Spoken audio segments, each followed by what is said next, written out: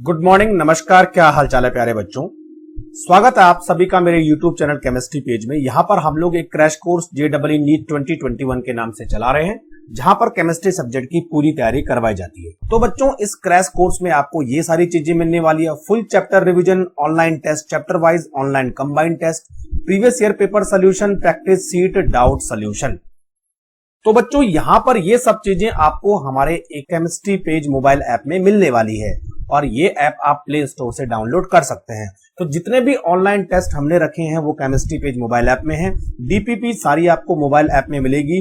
Notes handwritten as well as printed, दोनों type के notes आपको इस ऐप के थ्रू मिल सकते हैं। आप अपना रिजल्ट एनालिसिस भी कर सकते हो और सारे के सारे यूट्यूब के वीडियो लेक्चर भी इससे कनेक्टेड। इस क्रैश कोर्स को कैसे ज्वाइन करना है, आपकी स्क्रीन के सामने और इस वीडियो के डिस्क्रिप्शन में कुछ लिंक दिए हैं। आप उन लिंक के थ्रू सीधे मुझसे कनेक्ट हो सकते हैं और अपने डाउट सॉल्व करवा सकते हैं। तो बच्चों, आज हमारे पास है JEE main previous year paper solution. Chapter होगा कोऑर्डिनेशन कंपाउंड और 2020 के सारे क्वेश्चन का हम एनालिसिस करेंगे। तो चलिए शुरू करते हैं। पहला question, the total number of coordination site in the ethylene diamine tetra acetate यानी EDTA में कितनी कोऑर्डिनेशन साइट होती हैं? तो बच्चों, आपको पता होगा कि EDTA एक हेक्साडेंटेट लिगेंड है और हेक्साडेंटेट लिगेंड वो लिगेंड होते हैं जिनमें 6 कोऑर्डिनेशन साइट हो सकती है, यानी ये 6 लोन पेयर डोनेट कर सकते हैं।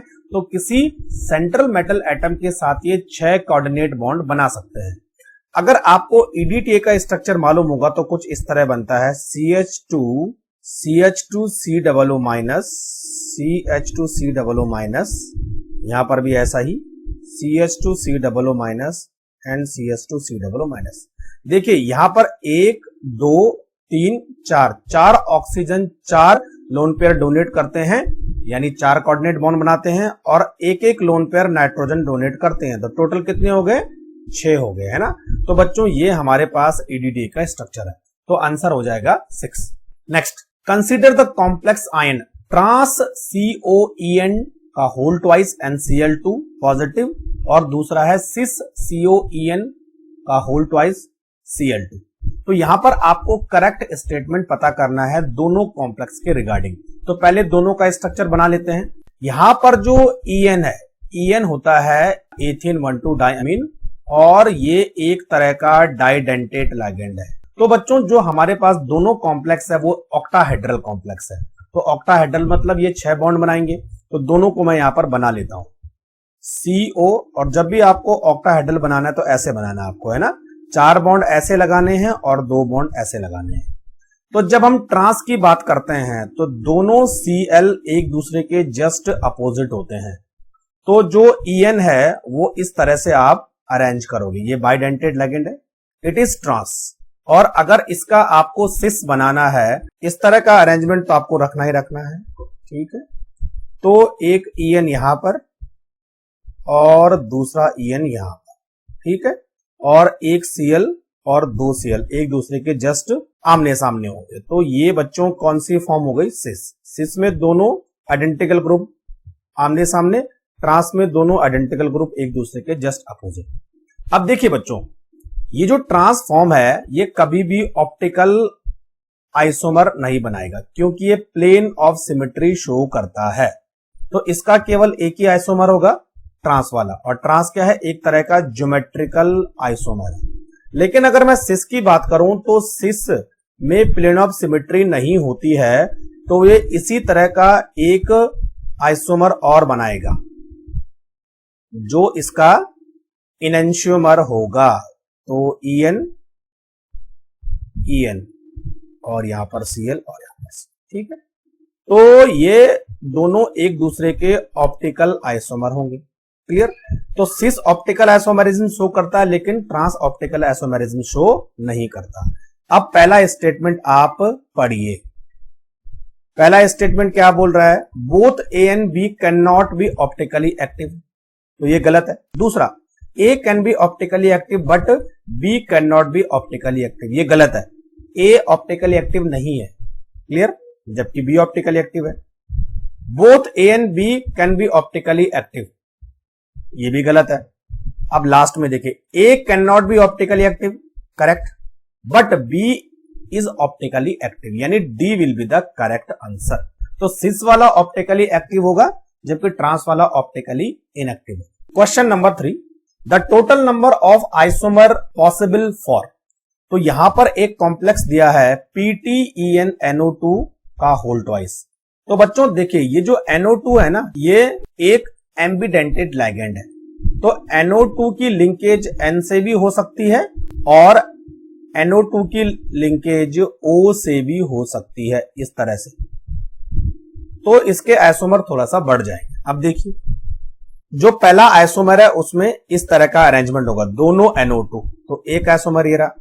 अगले वाले में हमने क्या, एक ONO, और तीसरे वाले में हमने क्या किया, दोनों ONO। तो टोटल कितने आइसोमर बने, 3 आइसोमर बनेंगे। क्लियर? तो आंसर हो जाएगा D3। Question number 4, the complex that can show optical activity will be. These all are octahedral complexes. जहां पर कितने बॉन्ड आपको दिखेंगे, 6 कोऑर्डिनेट बॉन्ड आपको दिखेंगे। ठीक है, अब देखिए बच्चों, जैसे मैंने आपको बोला था जो ऑप्टिकल एक्टिविटी होती है वो मोस्टली सिस आइसोमर में होती है। किस में होती है, सिस आइसोमर में, क्योंकि सिस आइसोमर में प्लेन ऑफ सिमेट्री नहीं होती है, नो प्लेन ऑफ सिमेट्री। ठीक, तो इसका मतलब ए और बी ऑप्टिकली एक्टिविटी शो नहीं करेंगे, क्योंकि दोनों क्या है, ट्रांस है। क्लियर?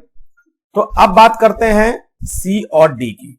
ऑक्टाहेड्रल आइसोमर में कुछ ऐसे कंपाउंड है जिनका फॉर्मूला मैं आपको बताऊंगा, आप उस फॉर्मूले से पता कर सकते हो कि ये किस तरह की ये ऑप्टिकल एक्टिविटी शो करेंगे या नहीं करेंगे। तो बच्चों यहां पर फॉर्मूला है MA4B2। तो बच्चों MA4B2 ज्योमेट्रिकल आइसोमेरिज्म शो करेंगे, not optical isomerism. Octahedral complexes में ऑप्टिकल आइसोमेरिज्म शो करने के लिए एक बाइडेंटेट लाइगेंड का होना जरूरी है, तभी जाके ऑक्टाहेड्रल कॉम्प्लेक्सेस में ऑप्टिकल आइसोमेरिज्म होगी। अब देखिए बच्चों, यहां पर जो मैंने सी और डी ऑप्शन चूज किए थे उसमें से जो सी ऑप्शन है वो बिल्कुल इसके साथ मैच करता है। सी वाले ऑप्शन में केवल ज्योमेट्रिकल आइसोमेरिज्म होगी लेकिन ऑप्टिकल आइसोमेरिज्म नहीं होगी। क्लियर? अब बात करते हैं डी वाले ऑप्शन की।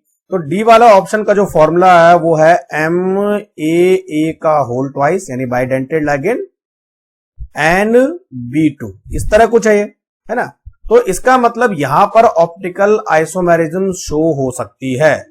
अब देखिए कैसे, CR सेंटर में रखो और इनको इस तरह से बनाओ, ये 6 हो गए, है ना। तो जो हमारे पास Cl है वो इस तरह आएगा, Cl and Cl, यानी आपको सिस बनाना है। तो सिस में दोनों Cl एक दूसरे के नजदीक है, ये वाली सिस फॉर्म है, तो इसका एक जस्ट मिरर इमेज बनेगा। वो बिल्कुल कैसे बनेगा, ऐसे बनेगा। देखिए, अब देखिए बच्चों, अगर ये ट्रांस होता ना, यानी जो ए ऑप्शन है वो कभी भी ऑप्टिकल आइसोमेरिज्म शो नहीं करता। देखिए कैसे, ट्रांस के केस में आपको उनको ऐसा रखना पड़ता, Cl and Cl, Cl यहां OX और यहां OX, ये देखिए।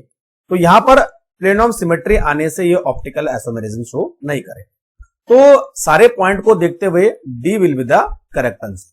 Question number 5, a complex A has composition H12O6Cl3Cr, इसका ये मॉलिक्यूलर फॉर्मूला है। If the complex on treatment with concentrated H2SO4 its lose 13.5% of its original mass, the correct molecular formula of a complex will be. अब देखिए, सबसे पहले हम क्या करते हैं, कॉम्प्लेक्स का मॉलिक्यूलर मास निकालते हैं। तो जो हमारे पास कॉम्प्लेक्स है H12O6Cl3Cr, इसका जो मॉलिक्यूलर मास है 266.5 ग्राम पर मोल। इस कॉम्प्लेक्स को जब हम H2SO4 के साथ ट्रीट करते हैं, H2SO4 प्लस कॉम्प्लेक्स, तो H2SO4 का काम होता है डिहाइड्रेशन, यानी रिमूवल ऑफ वाटर मॉलिक्यूल। तो अब हमें यह देखना है कि 13.5% में कितने मोलर मास वाटर निकलता है। तो देख लेते हैं, 13.5 बाई 100 इंटू 266.5 है ना, 13% इसने लूज कर लिया है। तो बच्चों ये आता है 36 ग्राम। 36 ग्राम का मतलब होता है there are 2 moles of water. तो जब H2SO4 के साथ ये ट्रीट करते हैं तो उस कॉम्प्लेक्स से 2 मॉलिक्यूल वाटर निकल जाते हैं, यानी उसका 13.5% वेट लूज होता है, यानी 36 ग्राम उसका वेट लूज हो जाता है। 2 मोल ऑफ वाटर, क्लियर। और बच्चों 2 मोल ऑफ वाटर तभी लूज होंगे जब वो एज ए काउंटर आयन होंगे, काउंटर आयन की फॉर्म में होंगे।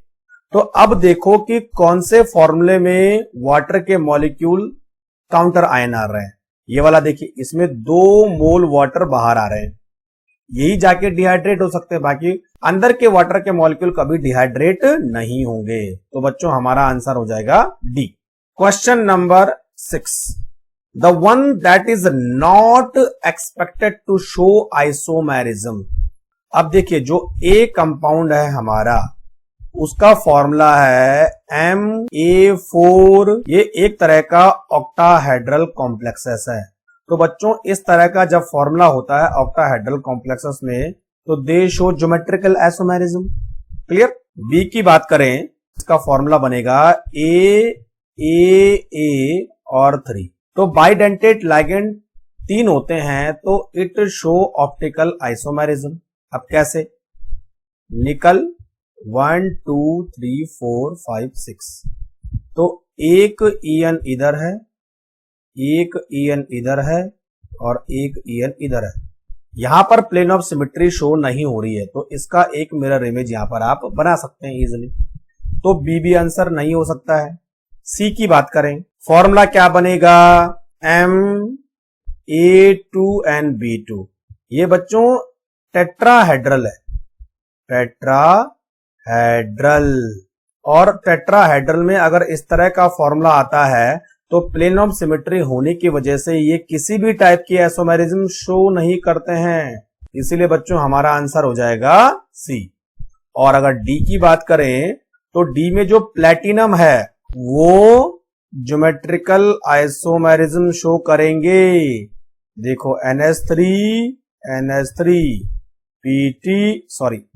Cl एंड Cl, और एक बार इसको चेंज कर दो तो ये Gi शो करेगा, क्लियर।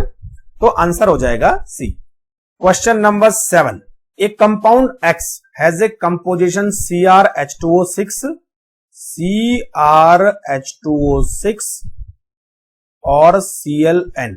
इसका जो स्पिन ओनली मैग्नेटिक मोमेंट है वो है 3.83 bm, ये पूछ रहा है। और ये AgNO3 के साथ रिएक्ट करके ज्योमेट्रिकल आइसोमेरिज्म शो करता है, तो उसका IUPAC नाम हमने बताना है।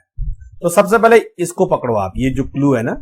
तो बच्चों यहां पर जो इसका मैग्नेटिक मोमेंट है 3.83 bm है, इसका मतलब it has 3 unpaired electron in d orbital. अब देखिए, अब Cr का आप ऑक्सीडेशन नंबर निकालो। Cr होता है 24, इलेक्ट्रॉनिक कॉन्फ़िगरेशन 3d5n4s1, क्लियर। अब आपको इसमें 3 अनपेयर इलेक्ट्रॉन लगाने हैं, यहां से 2 जाएंगे और यहां से 1 जाएगा, यानी जब ये 3d3 में होगा तभी जाके इसके पास 3 अनपेयर इलेक्ट्रॉन होंगे। और ये 3d3 कब बनेगा? जब क्रोमियम का ऑक्सीडेशन नंबर कितना होगा? +3। अब देखिए बच्चों, इस कॉम्प्लेक्स को आप किस तरह से अरेंज करोगे कि क्रोमियम का ऑक्सीडेशन नंबर 3 आ जाए। CrH2O4Cl2, और इसको कॉम्प्लेक्स रखो, इधर रखो Cl एंड ट्वाइस H2O। अब यहां पर क्रोमियम का ऑक्सीडेशन जब आप निकालोगे तो वो आएगा +3, क्योंकि बाहर जो है एक -1 है तो इधर +1 हो जाएगा, ये 2 माइनस बाहर जाएंगे तो +3 हो जाएगा, क्लियर। तो इसका नाम होगा टेट्रा एक्वा डाइक्लोरिडो क्रोमियम, और ऑक्सीडेशन नंबर 3 है क्लोराइड डाइहाइड्रेट, ठीक है। और जब आप इस कॉम्प्लेक्स को AgNO3 के साथ ट्रीट करोगे तो इसके बाहर एक Cl है जो कि आयोनाइजेबल है, तो ये AgCl के रूप में प्रेसिपिटेट हो जाएगा। और जब इसका आप एक आइसोमर बनाना चाहोगे तो वो भी ज्योमेट्रिकल आइसोमर आराम से बन सकता है। देखिए एक Cl और इधर H2O H2O H2O and H2O, तो ये ट्रांस आइसोमर बन गया और इसका सिस भी बन सकता है। क्लियर? तो आंसर हो जाएगा बच्चों हमारा डी। क्वेश्चन नंबर 8 पूछा है द आइसोमर ऑफ CONH3 का whole 4 Cl2 that has ClCOCl angle 90 degree. तो बच्चों COCl एंगल 90 डिग्री कब बनेगा? जब आपको इस तरह का आइसोमर बनाना पड़ेगा। देखो CO 1 2 3 4 5 6, तो ये Cl और ये Cl और ये इनका एंगल हो गया 90 डिग्री, ClCOCl 90 डिग्री, और बाकी जो बचे हैं वहां क्या रखो NH3 तो बच्चों दोनों Cl एक दूसरे के आसपास हैं, तो that means it is sis only.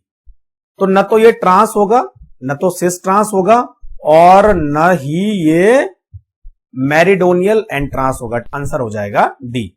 Question number 9 the complex that can show FAC facial and meridional isomerism. तो बच्चों फेशियल और मेरिडोनियल आइसोमेरिज्म एक खास तरह के आइसोमेरिज्म होती है जो कि आपको इस तरह के कॉम्प्लेक्स में देखने को मिलती है, MA3 एंड B3। तो बच्चों MA3 B3 किसके साथ मैच कर रहा है? MA3 B3 match with D, तो आंसर हो जाएगा हमारा D। अब देखो इसका स्ट्रक्चर कैसे बनेगा। तो यहां पर हमें लिखना है CO Cl Cl NO2 NO2 and NO2, और यहां पर आएगा NH3 NH3 एंड NH3।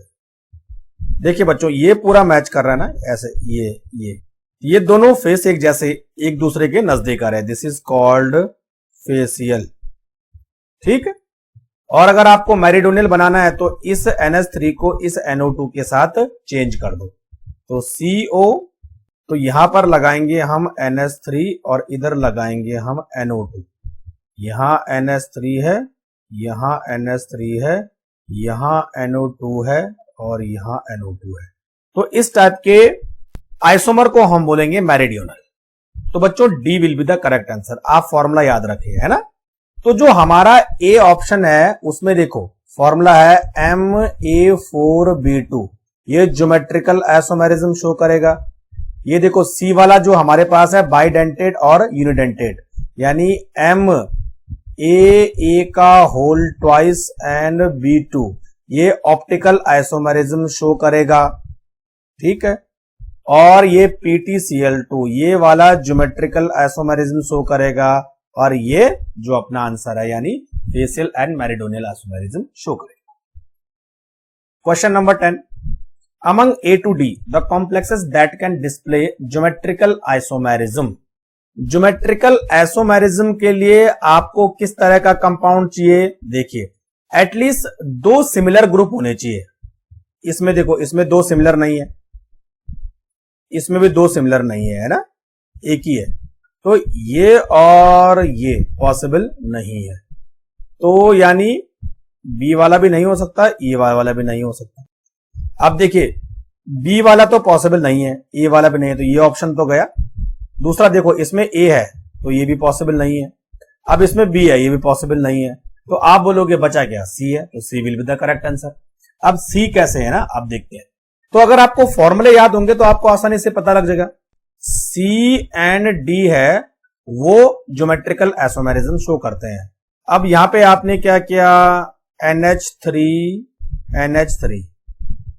यहां पे आपने Cl और NO2 लगा दिया, आइडेंटिकल लिगेंड सेम साइड। अगली बार क्या कर दो, चेंज कर दो, NH3 को यहां ले आओ, Cl को यहां ले आओ, तो ट्रांस हो जाएगा। अभी ये क्या था, सिस ज्योमेट्रिकल आइसोमेरिज्म शो कर रहा है। ठीक है, PT, तो Cl और Br एक दूसरे के जस्ट अपोजिट है, तो मतलब ये किस तरह के आइसोमेरिज्म आ रही है, ये आ रही है आपकी ट्रांस आइसोमेरिज्म, है ना। और अगली बार क्या कर दो, इस NH3 को यहां ले आओ और Br को इसके नजदीक ले आओ, तो ये हो जाएगा सिस isomerism.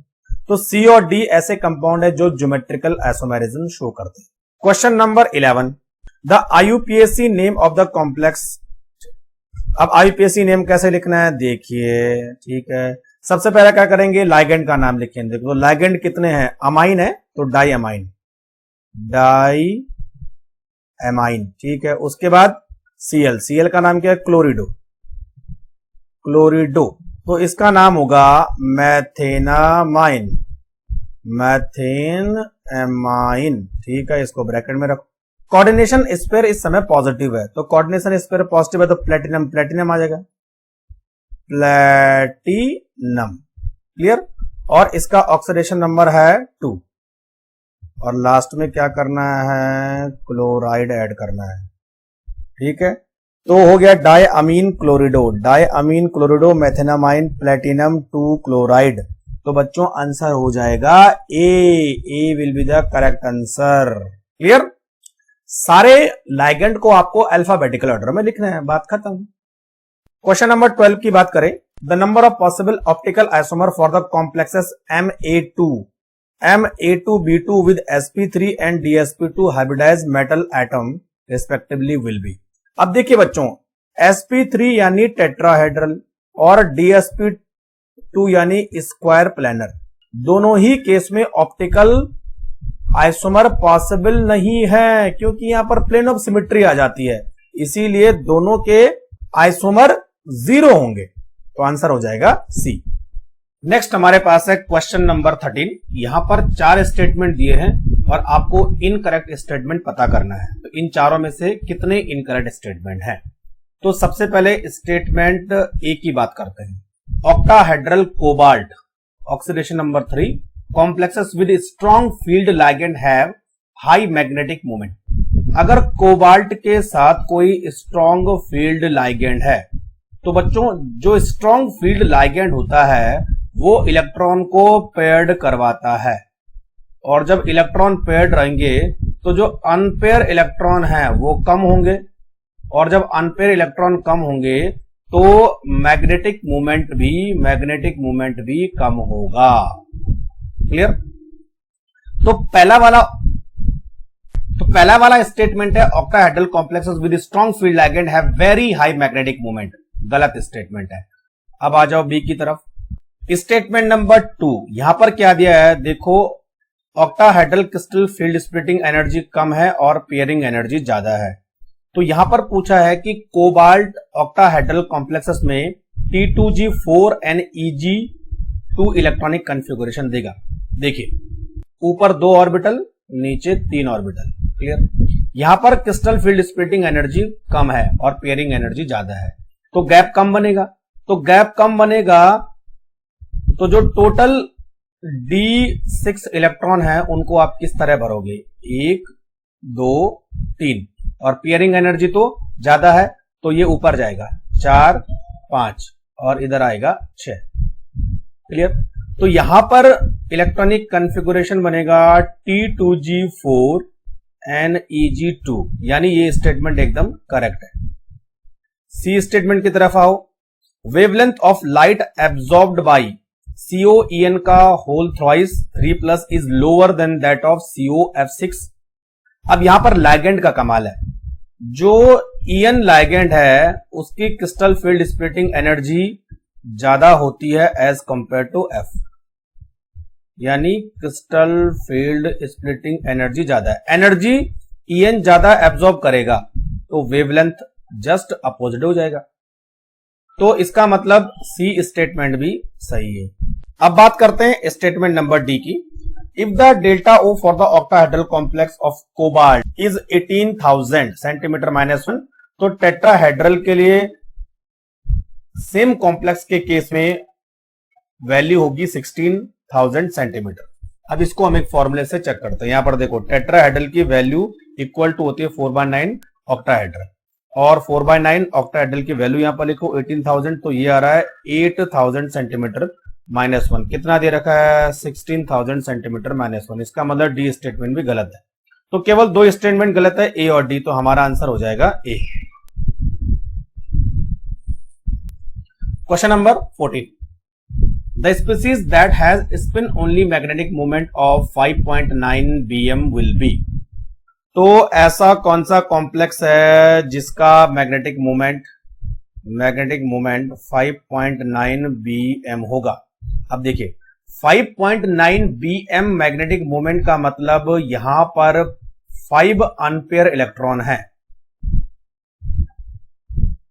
5 unpaired electron in d orbital.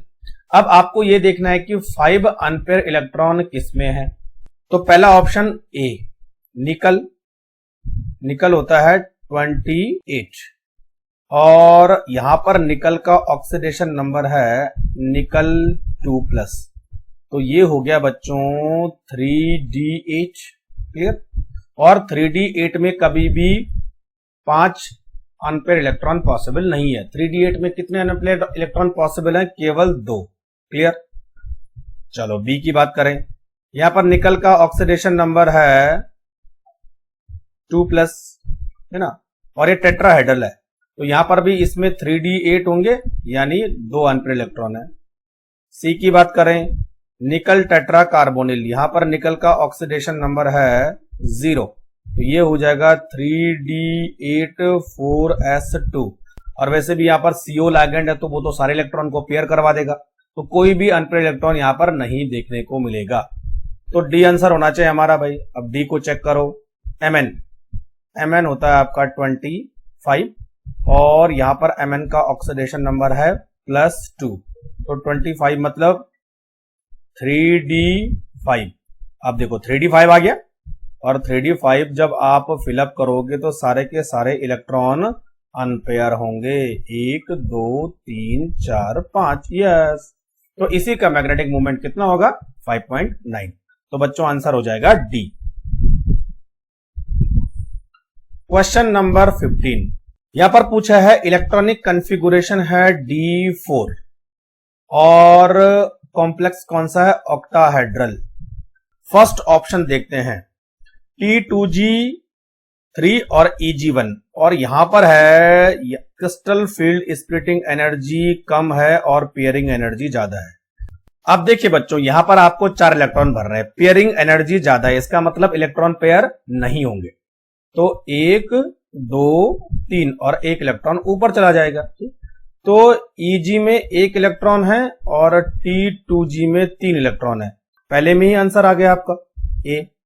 Second option में भी पेयरिंग एनर्जी ज्यादा है, तो अगर पेयरिंग एनर्जी ज्यादा है तो बच्चों T2G ऑर्बिटल में 4 इलेक्ट्रॉन नहीं होंगे, 4 होने के लिए पेयर होना पड़ता है, ये स्टेटमेंट गलत है। यहां पे देखिए क्रिस्टल फील्ड स्प्लिटिंग एनर्जी ज्यादा है और पेयरिंग एनर्जी कम है, तो ऊपर इलेक्ट्रॉन नहीं जाएगा बल्कि यहां पर 3 की जगह 4 हो जाएगा, पेयर हो जाएंगे, मतलब ये भी ठीक नहीं है। अगेन पेयरिंग एनर्जी ज्यादा है, ये कम है, तो 2 और 2 पॉसिबल ही नहीं है ना। तो चलिए बच्चों नेक्स्ट हमारे पास है क्वेश्चन नंबर 16। यहां पर पूछा है एक मेटल है जिसका इलेक्ट्रॉनिक कॉन्फ़िगरेशन है D6 और ये हाई स्पिन स्टेट में है। तो यहां पर हमें ऑक्टाहेड्रल और टेट्राहेड्रल के लिए crystal field splitting energy calculate करनी है। तो एक चीज आपको ध्यान रखनी है, जब कोई कॉम्प्लेक्स हाई स्पिन स्टेट में होता है तो वहां पर क्रिस्टल फील्ड स्प्लिटिंग एनर्जी कम होती है as compare to pairing energy. तो इसका मतलब इलेक्ट्रॉन पेयर नहीं होंगे, सारे इलेक्ट्रॉन पहले हर ऑर्बिटल में जाएंगे देन उसके बाद पेयर होंगे। तो अब हम क्या करेंगे, D6 के लिए ऑक्टाहेड्रल और टेट्राहेड्रल में crystal field stabilization energy calculate करेंगे। तो सबसे पहले मैंने इधर लिखा टेट्राहेड्रल और इस साइड लिखा ऑक्टाहेड्रल। अब टेट्राहेड्रल में क्या करेंगे, 3 ऑर्बिटल तो ऊपर ड्रॉ करते हैं और 2 ऑर्बिटल नीचे ड्रॉ करते हैं। ऑक्टाहेड्रल में उल्टा हो जाएगा, 2 ऊपर और 3 नीचे, ठीक। अब दोनों के लिए हम D6 की बात करेंगे। अब देखिए बच्चों ये ऑर्बिटल है हमारा EG और ये है T2G। टेट्राहेड्रल में थोड़ा इनके नाम अलग अलग हैं, यहां पर EG ऊपर है और T2G नीचे है। अब देखिए D6 यहां भरेंगे 1 2 3 4 5, पेयरिंग एनर्जी ज्यादा है, बाद में पेयरिंग होगी, 6 हो गया। यहां क्या करेंगे 1 2 3 4 5 और अब इसके लिए हमें एनर्जी कैलकुलेट करनी है। तो हर इलेक्ट्रॉन की एनर्जी होती है 0.4, प्लस में और इनटू 3 इलेक्ट्रॉन है तो कितना हो जाएगा बच्चों, प्लस का 1.2 और यहां करेंगे तो 0.6 माइनस की होती है इनटू कितने हैं 3 इक्वल टू हो जाएगा माइनस 1.8। अब प्लस के 1.2 है माइनस के 1.8 है तो ओवरऑल एनर्जी हो जाएगी माइनस 0.6। ये है टेट्राहेड्रल के लिए। अब इसकी बात करें तो यहां पर 2 ऑर्बिटल हैं तो प्लस के 0.6 हर ऑर्बिटल के लिए इंटू 2 यानी प्लस के 1.2। अब यहां पर देखिए 0.4 माइनस इंटू 4 इलेक्ट्रॉन है तो हो गया माइनस के 1.6। अब इन दोनों को अगर हम देखें तो ये आ रहा है माइनस के 0.4। क्लियर। तो माइनस के 0.4 किसके लिए, ऑक्टाहेड्रल के लिए और माइनस के 0.6 टेट्राहेड्रल के लिए। तो अगर आप सारे ऑप्शन देखोगे तो आपको माइनस के 0.4 ऑक्टाहेड्रल के लिए, माइनस के 0.6 टेट्राहेड्रल के, तो A will be the correct answer. Question number 17, consider that यहां पर एनर्जी की वैल्यू ज्यादा है और पेयरिंग एनर्जी कम है। तो मैग्नेटिक मोमेंट पता करना है आपको रूथेनियम कॉम्प्लेक्स का। तो जो बच्चों हमारे पास रूथेनियम है वो बिल्कुल किसके नीचे होता है, आयरन के नीचे होता है और रूथेनियम का इलेक्ट्रॉनिक कॉन्फ़िगरेशन होता है हमारे पास 4d7 and 5s1, 4d7 and 5s1। अब जो रूथेनियम है उसका ऑक्सीडेशन नंबर है कॉम्प्लेक्स के अंदर +2 और +2 है तो अब इसका इलेक्ट्रॉनिक कॉन्फ़िगरेशन हो जाएगा 4d6। तो हमें 4d6 के हिसाब से देखना है कि मैग्नेटिक मोमेंट कितना आ रहा है। तो देखो यहां पर ऑक्टाहेड्रल कॉम्प्लेक्सेस हैं तो 2 ऑर्बिटल ऊपर लगा दो और 3 ऑर्बिटल नीचे लगा दो, डेल्टा O है ना। क्लियर। और कितने इलेक्ट्रॉन है, 6 इलेक्ट्रॉन है और यहां पर क्रिस्टल फील्ड स्प्लिटिंग एनर्जी ज्यादा है और पेयरिंग एनर्जी कम है, यानी पेयर आराम से हो जाएगा, दोनों के बीच गैप ज्यादा बनेगा। तो 1 2 3 4 5 और 6, T2g में 6 इलेक्ट्रॉन होंगे और Eg में एक भी इलेक्ट्रॉन नहीं होगा। तो बच्चों सारे इलेक्ट्रॉन पेयर होने की वजह से इसका जो मैग्नेटिक मोमेंट है वो 0 होगा। ठीक। तो वैल्यू क्या लिखनी है, 0.00। क्लियर।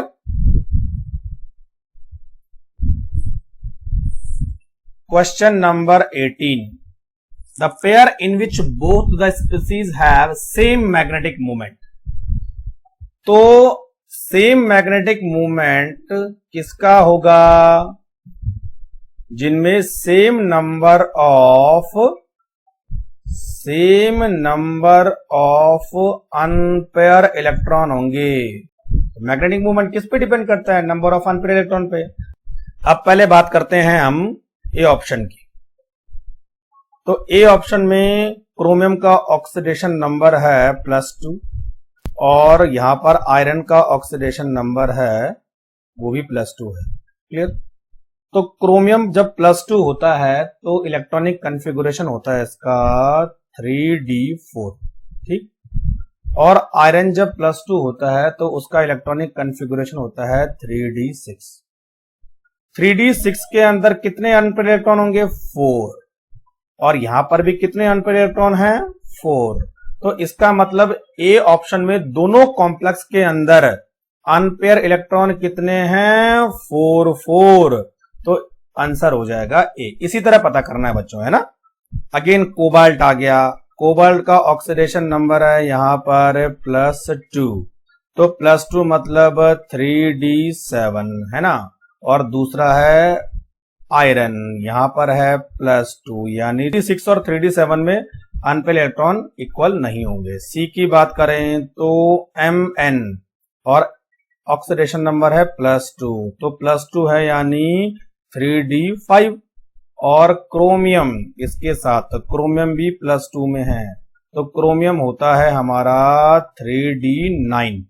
तो 3d9 में केवल एक ही अनपेयर इलेक्ट्रॉन है, यहां पर 5 अनपेयर इलेक्ट्रॉन है, इक्वल नहीं है। और डी की बात करें हम तो क्रोमियम +2 तो इलेक्ट्रॉन कितने होंगे, 3d4 और दूसरा इसके पास कोबाल्ट, कोबाल्ट भी +2 है तो 27 होता है कोबाल्ट का, तो यानी 3d7। तो 7 में कितने अनपेयर इलेक्ट्रॉन आ गए? 8 9 10, 3 ही हो गए। तो कौन सा ऑप्शन मैच कर रहा है? ए। तो बच्चों A will be the correct answer. Question number 19, the crystal field stabilization energy of the complex will be. यहां पर कॉम्प्लेक्स है कोबाल्ट का, और कोबाल्ट का ऑक्सीडेशन नंबर यहां पर आता है +3। जब कोबाल्ट +3 में आएगा तो हो जाएगा 3d6। आगे दिया है जो डेल्टा O है उसकी वैल्यू कम है और पेयरिंग एनर्जी की वैल्यू ज्यादा है। इसका मतलब इलेक्ट्रॉन पेयर नहीं होने वाले हैं। क्लियर? अब देखो डेल्टा O इक्वल टू, तो ऊपर कितने ऑर्बिटल हैं? 2, और नीचे कितने ऑर्बिटल हैं? 3, क्योंकि ये ऑक्टाहेड्रल है। तो अब हमें 3d6 यानी 6 इलेक्ट्रॉन को फिलअप करना है, और पेयरिंग एनर्जी ज्यादा है यानी पेयर नहीं होंगे। 1 2 3 4 5, अब पेयर होंगे 6। तो T2g में आ गए 4 और EG में आ गए 2। क्लियर? अब देखो EG यानी 0.6 हर इलेक्ट्रॉन की एनर्जी है, और कितने हैं? 2, यानी प्लस के 1.2, और यहां पर -0.4 इंटू 4 यानी माइनस के 1.6। अब दोनों को सॉल्व करोगे तो माइनस के 0.4 आ जाएगा, तो आंसर हो जाएगा। तो नेक्स्ट हमारे पास है क्वेश्चन नंबर 20। यहां पर पूछा है ऐसा कौन सा कॉम्प्लेक्स है जो हाईएस्ट पैरामैग्नेटिक बिहेवियर शो करेगा। अब हम सब लोग जानते हैं जो पैरामैग्नेटिक बिहेवियर है, it is depends upon number of unpaired electron. इस पे डिपेंड करेगा। अगर नंबर ऑफ अनपेयर्ड इलेक्ट्रॉन बढ़ते हैं तो जो पैरामैग्नेटिक बिहेवियर है वो भी बढ़ता है ना। तो अल्टीमेटली हमें यह देखना है कि किसमें सबसे ज्यादा अनपेयर इलेक्ट्रॉन है। तो 1 बाय 1 डिस्कस करते हैं। तो ए ऑप्शन मैंने ले लिया, यहां पर ए। यहां पर पीडी का कॉम्प्लेक्स है, पीडी। जो पीडी है उस पर ऑक्सीडेशन नंबर है 0। तो जब पीडी पर ऑक्सीडेशन नंबर 0 होता है तो इसका इलेक्ट्रॉनिक कॉन्फ़िगरेशन हम लिखेंगे 4d10 एंड 5s0, यानी इसके डी ऑर्बिटल में 10 इलेक्ट्रॉन है। और अगर इसके डी ऑर्बिटल में 10 इलेक्ट्रॉन है तो ऑल इलेक्ट्रॉन आर पेयर्ड, यानी 0 अनपेयर इलेक्ट्रॉन। तो ये तो पॉसिबल नहीं है। बी की बात करें, Fe का कॉम्प्लेक्स है, और यहां पर Fe का ऑक्सीडेशन नंबर है +2। जब Fe +2 में होगा तो क्या होगा? 3d6। अब 3d6 को हमें अरेंज करना है। तो 3d6 का मतलब क्या हुआ बच्चों? देखो Fe के साथ यहां पर एक लाइगेंड जुड़ा है En, it is strong field ligand. तो स्ट्रॉन्ग फील्ड लाइगेंड अगर इन्वॉल्व है तो वहां पर क्रिस्टल फील्ड स्प्लिटिंग एनर्जी ज्यादा होती है as compare to pairing energy. तो इलेक्ट्रॉन पेयर होना स्टार्ट हो जाएंगे। तो अब अगर इसको हम देखें तो 2 ऑर्बिटल ऊपर रखो और 3 ऑर्बिटल नीचे रखो। 6 इलेक्ट्रॉन भरने हैं, 1 2 3। ये एनर्जी ज्यादा है ना, तो चौथा भी यहां आएगा, 5वां भी आएगा और 6वां भी आएगा, यानी इट हैज 0 अनपेयर इलेक्ट्रॉन। चलो सी की बात करें, कोबाल्ट का कॉम्प्लेक्स है। कोबाल्ट का ऑक्सीडेशन नंबर यहां पर कितना आएगा? +5, CO+5।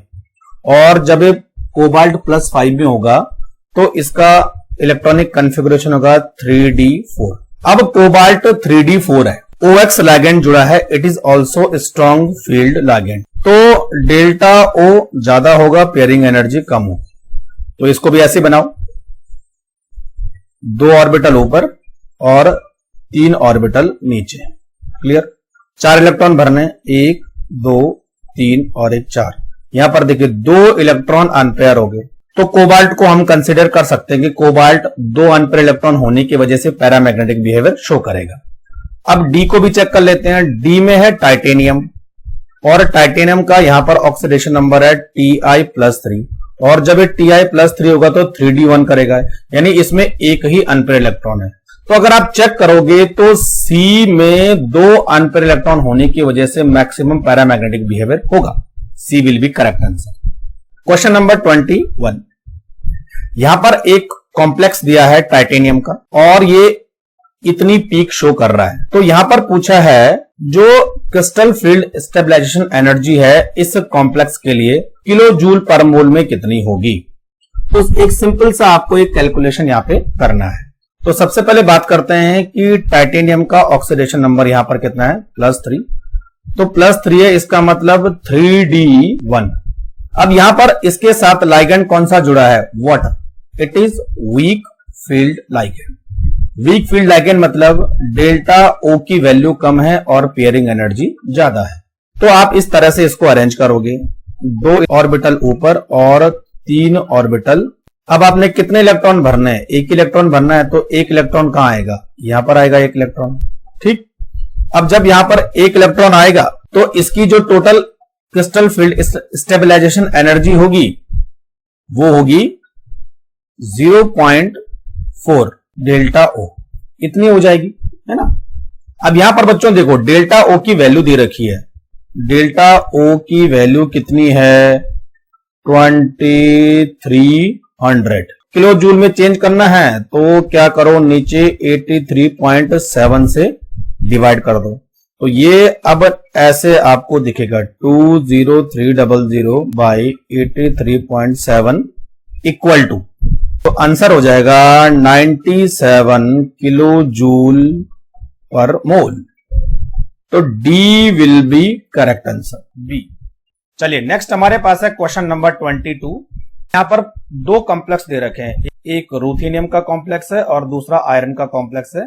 तो यहां पर हमने इसके लिए क्रिस्टल फील्ड स्प्लिटिंग एनर्जी में इलेक्ट्रॉनिक कॉन्फ़िगरेशन पता करना है।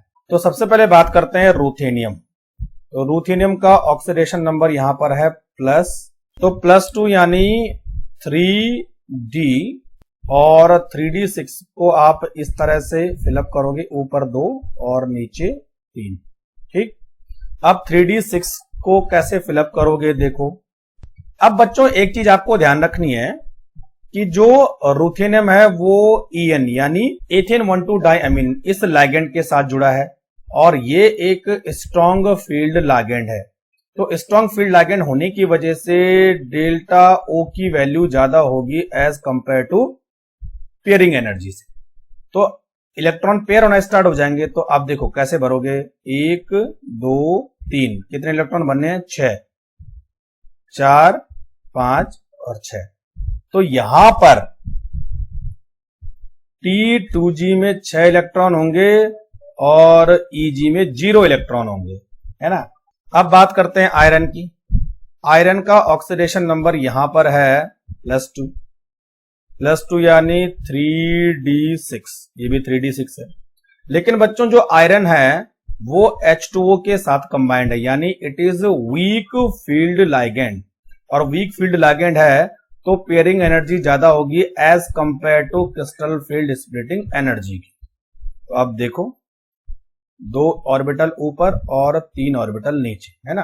तो बच्चों इस समय पेयरिंग नहीं होगी क्योंकि पेयरिंग एनर्जी ज्यादा है। तो 1 2 3 4 5 और अब पेयरिंग होगी 6। तो EG में 2 और T2G में 4 और 2। तो यहां पर आंसर हो जाएगा हमारा C। तो पहले में 6 0 और दूसरे में 4 2। मेटल आयन है जिसका ऑक्सीडेशन नंबर है 2 और ये किसके साथ कंबाइंड है, वाटर के साथ कंबाइंड है as a ligand, aqua ligand. और इसका स्पिन मैग्नेटिक मोमेंट दे रखा है 4.90 BM। तो हमें क्या करना है, क्रिस्टल फील्ड स्प्लिटिंग एनर्जी और ज्योमेट्री निकालनी है। तो सबसे पहले देखते हैं कि इसके अंदर कितने अनपेयर्ड इलेक्ट्रॉन है। तो 4 अनपेयर्ड इलेक्ट्रॉन, है ना। तो 4 अनपेयर्ड इलेक्ट्रॉन होने के बाद इसका इलेक्ट्रॉनिक कॉन्फ़िगरेशन है D6 और ये +2 स्टेट में एग्जिस्ट करता है। यानी इसको हम ऐसा मान सकते हैं ये आयरन की तरह है, आयरन +2, वहां पर भी 3d6 होता है ना, क्लियर। और 4 अनपेयर्ड इलेक्ट्रॉन होते हैं। बात करते हैं यहां पर टेट्राहेड्रल के लिए और यहां पर ऑक्टाहेड्रल के लिए। आयरन टेट्राहेड्रल और ऑक्टाहेड्रल दोनों टाइप के कॉम्प्लेक्स अगर बनाता है, तो बच्चों बात करते हैं पहले टेट्राहेड्रल की। तो 3 ऑर्बिटल ऊपर और 2 ऑर्बिटल नीचे। ऑक्टाहेड्रल में उल्टा हो जाएगा, 2 ऑर्बिटल ऊपर और 3 ऑर्बिटल नीचे, है ना। अब आपको 6 इलेक्ट्रॉन भरने हैं, और जो हमारे पास वाटर है, वाटर वो एक वीक फील्ड लिगेंड है। इसका मतलब डेल्टा ओ की वैल्यू कम है और पेयरिंग एनर्जी ज्यादा है। ठीक, तो पेयरिंग एनर्जी ज्यादा है तो पहले पेयर नहीं होंगे। तो 6 इलेक्ट्रॉन को भरते हैं, इसमें 1 2 पेयर नहीं होंगे, 3 4 5 अब पेयर होंगे 6। अब यहां पर देखिए 0.4 इंटू 3 बराबर 1.2 प्लस के, और माइनस 0.6 इंटू 3 बराबर 1.8 माइनस के।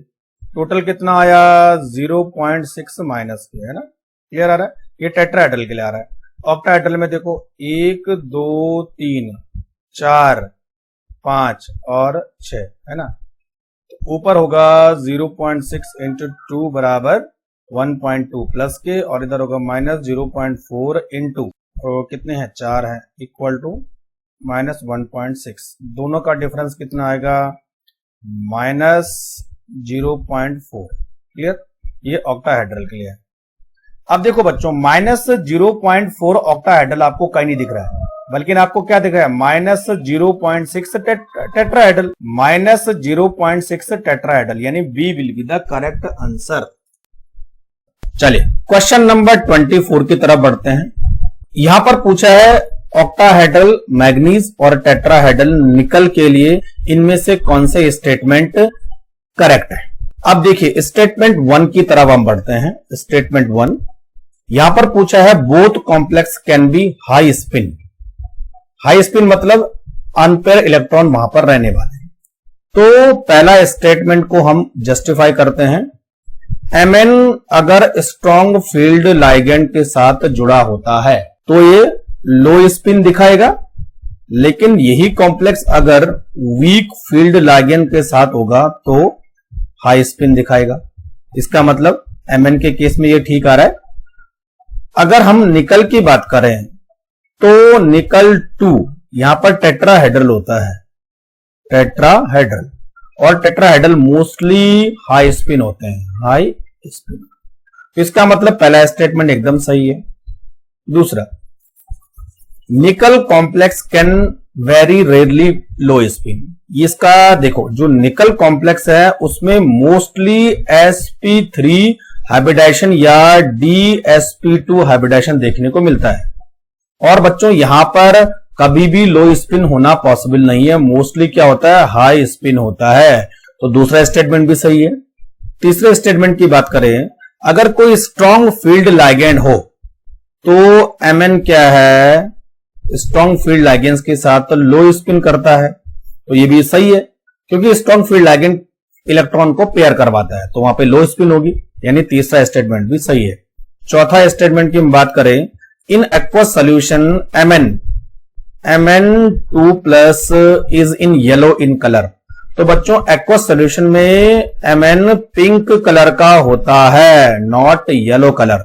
तो केवल फोर्थ स्टेटमेंट गलत है। इसका मतलब हमारा जो आंसर होने वाला है वो सी हो गया। 1 2 और 3 आर करेक्ट। Question number 25। तो एक ग्राफ आपको दिख रहा है और इस ग्राफ में ए बी सी 3 कंपाउंड है, ए बी और सी 3 कंपाउंड है।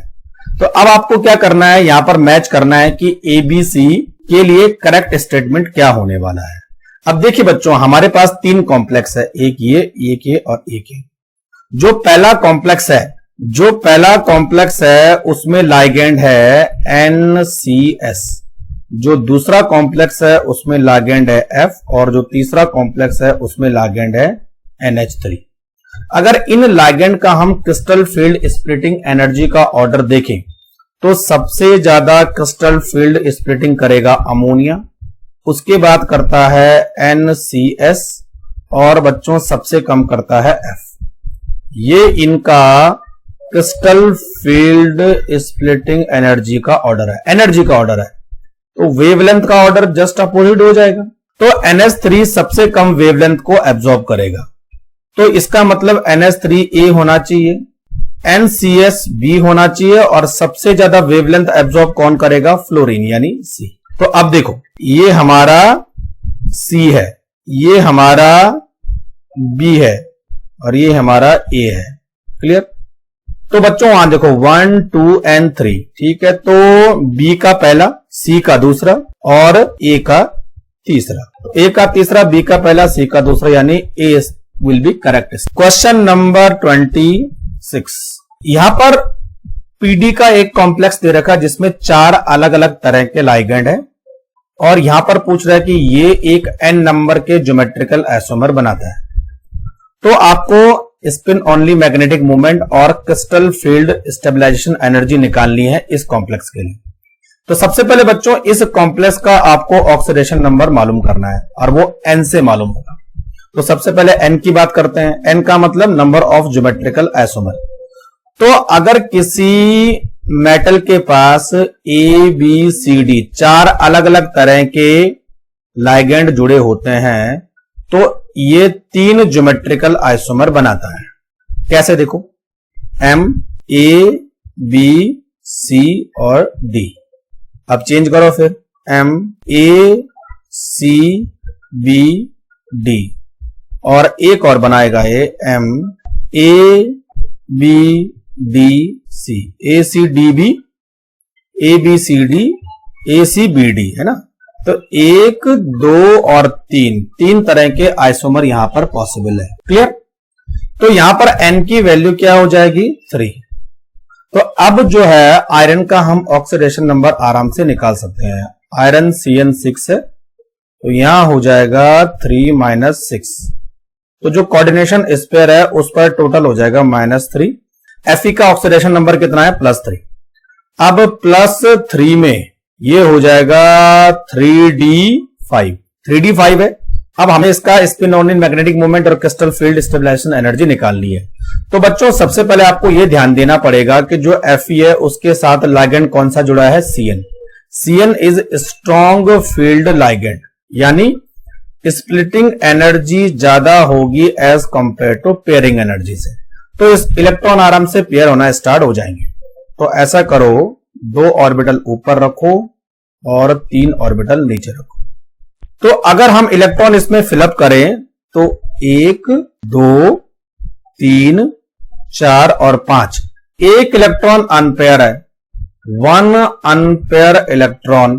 तो इसका मतलब इसका मैग्नेटिक मोमेंट 1.73 होगा।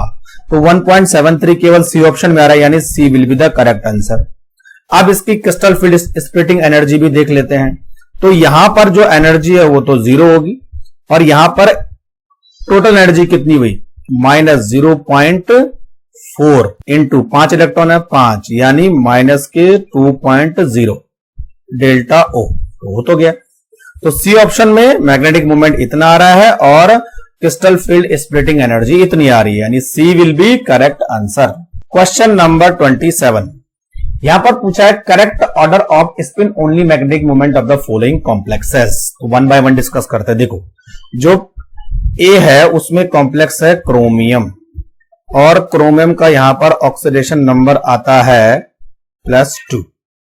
पहले सबका ऑक्सीडेशन नंबर लिख देते हैं। बी किसका? आयरन का ऑक्सीडेशन नंबर यहां पर है अगेन +2। सी है आयरन का ऑक्सीडेशन नंबर यहां पर है +3, और डी है जहां पर कोबाल्ट है, तो कोबाल्ट का जो ऑक्सीडेशन नंबर है वो +2 है। तो क्रोमियम के केस में इलेक्ट्रॉनिक कॉन्फ़िगरेशन होगा 3d4, आयरन के केस में इलेक्ट्रॉनिक कॉन्फ़िगरेशन होगा 3d6, अगेन आयरन में होगा 3d5, और कोबाल्ट में होगा 3d7। अब आपको यह देखना है कि हर कॉम्प्लेक्स के साथ किस टाइप का लाइगेंड जुड़ा है। तो क्रोमियम के साथ वाटर जुड़ा है, it is weak field ligand. Iron के साथ Cn जुड़ा है, it is strong field ligand. दोबारा आयरन के साथ C2O4 जुड़ा है, it is also strong field ligand. और लास्ट में कोबाल्ट के साथ Cl जुड़ा है, it is weak field ligand. Week field ligand जहां होते हैं वहां पर पेयरिंग एनर्जी ज्यादा होती है स्प्लिटिंग एनर्जी से। यहां पर भी सेम होगा, पेयरिंग ज्यादा स्प्लिटिंग एनर्जी कम।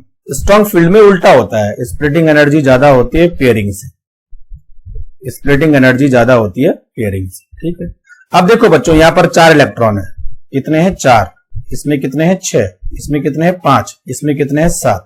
देखिए यहां पर पेयरिंग एनर्जी ज्यादा है तो इलेक्ट्रॉन पेयर नहीं होंगे, तो T2G में आ जाएंगे 3 और Eg में आ जाएंगे 1, यानी टोटल 4 अनपेयर इलेक्ट्रॉन।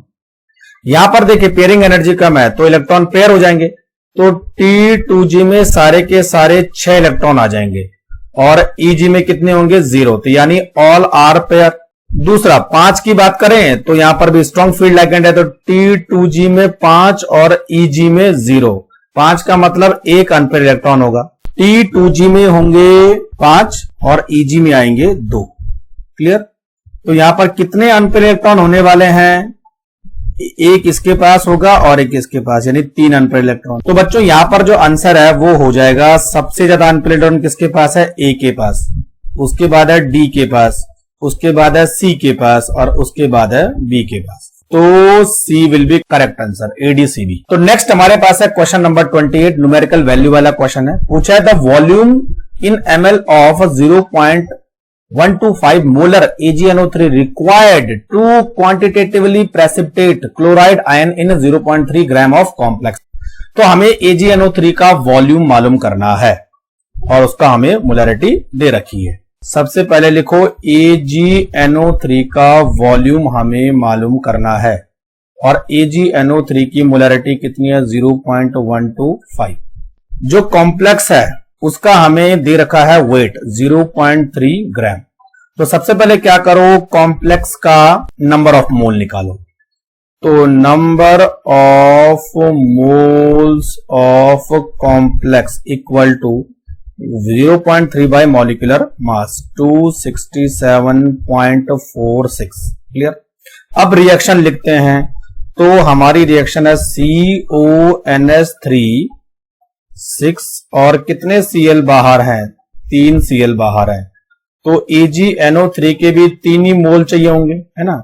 तो 3 AgCl का प्रेसिपिटेट यहां पर बन जाएगा और कॉम्प्लेक्स का कैटायन अलग हो जाएगा। अब देखो यहां पर कितना दे रखा है 0.3 ग्राम और यहां पर हमें निकालना है VML ऑफ 0.125 मोलर। तो कॉम्प्लेक्स के इतने मोल यूज होंगे। तो बच्चों अब बात करते हैं कि number of moles of AgNO3 required, तो ये होता है 3 इंटू 0.3 बाई 267.46 मोल्स, इतने चाहिए होंगे, है ना। और आपने वो N1V1 वाला फॉर्मूला देखा होगा, है ना। तो यहां पर हम बात करेंगे, देखो तो 0.3 इंटू 3 बाई 267.46 इक्वल टू किसके मोल के बराबर है 0.125 इंटू V। ठीक है, अब हमें V निकालना है, तो V equal to 0.3 into 3 by 267.46 into 0.125। और बच्चों जब इसको आप सॉल्व करोगे तो ये निकल के आ जाएगा 0.02692 लीटर और इसको अगर आप ml में कन्वर्ट करोगे तो ये आता है 26.92 ml। तो ये हमारा आंसर हो जाए। क्वेश्चन नंबर 29, यहां पर दोबारा से क्वेश्चन आ गया, the correct order of spin only magnetic movement of the complexes A to D। और स्पिन ओनली मैग्नेटिक मूवमेंट के लिए हम क्या देखते हैं, अनपेयर्ड इलेक्ट्रॉन्स। जितने ज्यादा अनपेयर्ड इलेक्ट्रॉन होंगे उतना हमारा स्पिन ओनली मैग्नेटिक मूवमेंट होगा। तो चलो 1 बाय 1 देख लेते हैं।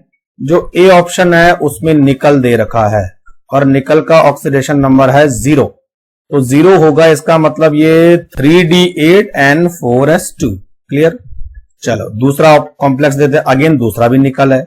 यहां पर निकल का ऑक्सीडेशन नंबर है +2, निकल +2, तो क्या करो लास्ट में 3D8 ही रहेगा। अगेन निकल, सारे निकल का ही है ना, और एक पीडी का है, तो यहां पर निकल का ऑक्सीडेशन नंबर है अगेन +2, निकल +2 यानी 3D8। और डी की बात करें तो यहां पर पैलेडियम का कॉम्प्लेक्स है पीडी, तो पीडी का ऑक्सीडेशन नंबर है यहां पर +2 यानी 3D8। अब देखिए पहला जो ऑप्शन है उसमें निकल के साथ स्ट्रॉन्ग फील्ड लिगेंड जुड़ा है, दूसरे ऑप्शन में वीक फील्ड लिगेंड जुड़ा है, तीसरे ऑप्शन में अगेन स्ट्रॉन्ग फील्ड लिगेंड जुड़ा है, और चौथे ऑप्शन में स्ट्रॉन्ग फील्ड लिगेंड जुड़ा है। ठीक है, अब देखिए जब स्ट्रॉन्ग फील्ड लिगेंड होगा तो ये सारे इलेक्ट्रॉन क्या हो जाएंगे, पेयर हो जाएंगे, तो 0 unpair electron. Weak field ligand जुड़ा होगा तो ये इलेक्ट्रॉन पेयर नहीं होंगे, यानी इसमें कितने अनपेयर रहेंगे, 2 unpaired electron. Strong field ligand जुड़ा है 8 है, तो यानी सारे इलेक्ट्रॉन पेयर्ड, यानी 0 unpair electron. Again strong field ligand जुड़ा है तो सारे इलेक्ट्रॉन पेयर्ड, यानी अगेन यहां पर भी 0 अनपेयर इलेक्ट्रॉन। तो A equal to C equal to D, तीनों में स्पिन होने मैग्नेटिक मूवमेंट सेम होगा, लेकिन B में 2 अनपेयर इलेक्ट्रॉन आने की वजह से मैग्नेटिक मूवमेंट ज्यादा होगा। नेक्स्ट है क्वेश्चन नंबर 30।